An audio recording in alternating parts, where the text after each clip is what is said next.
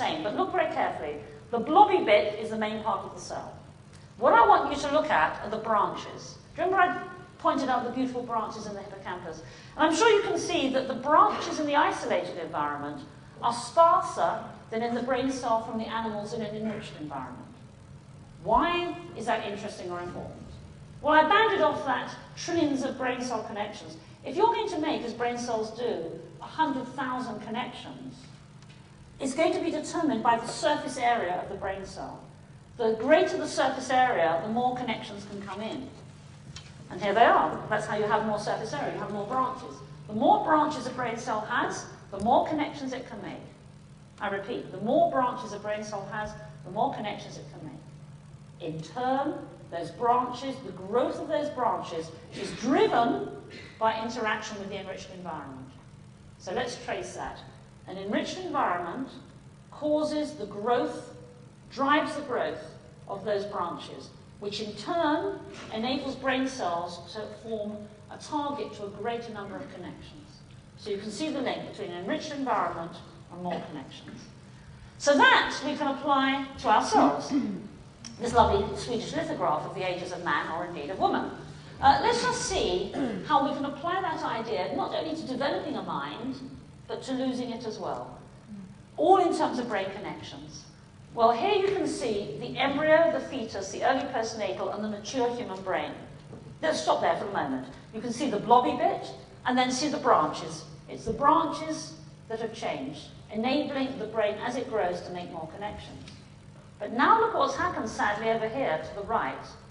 The branches have atrophied. And in this case, but it's not a natural consequence of aging, you're looking at a brain cell from someone who is senescent and then senile. Recapitulating childhood.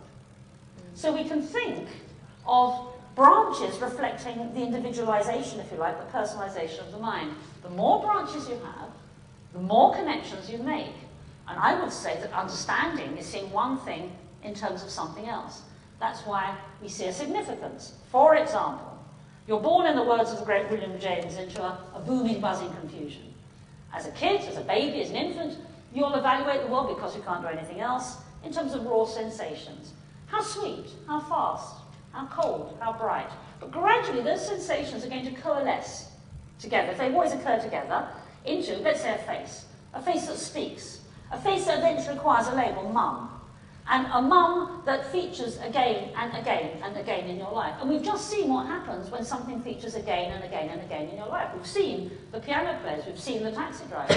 So mum, your mum, no one else's mum, your particular mum featuring day after day is going to drive lots of connections. Your mum has a significance to you that she has to no one else. Okay? Or my mum to you, vice versa. So you personalise your brain. Now imagine it's all residing in those connections forged by the exposure to mum, the constellation of the patterns.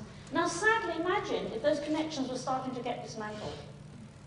You'd no longer recognise mum. And that's exactly what happens, sadly, in dementia. Literally a loss of mind. And anyone, and there may well be, given the number of people in the room, people whose lives have been ravaged by this terrible disease, which is the disease I work on, as you just heard, we know that people say it's like they go back to childhood. It's not a mere loss of memory. It's a confusion, a disorientation, a joy at simple things, rather like a small child, because you're getting back into a sensual world away from a cognitive one. Whereas one could say, arguably, as we grow, as we develop as adults, the shift goes from sensory, raw sensations through to cognitive, through to understanding, through to significance, through to meaning, away from raw experiences and sensations. If your brain is dismantled, you go back the other way, away from meaning, away from significance, back to raw sensation, back to experiences. And because you cannot understand it, you're often frightened. Like a small child, this time someone came in draped in a sheet, they might think it was a ghost. I don't think many people would think that here. I hope. Yeah, because we have the checks and balances of the adult mind, we're small children. My little brother used to think there were dragons under our bath in Chiswick, you know? And we'd tell him that there are no such things as dragons, these are all in Chiswick. But it didn't make any sense. He just was convinced because he lacked the experience and the wisdom and so on to be able to confront the fear.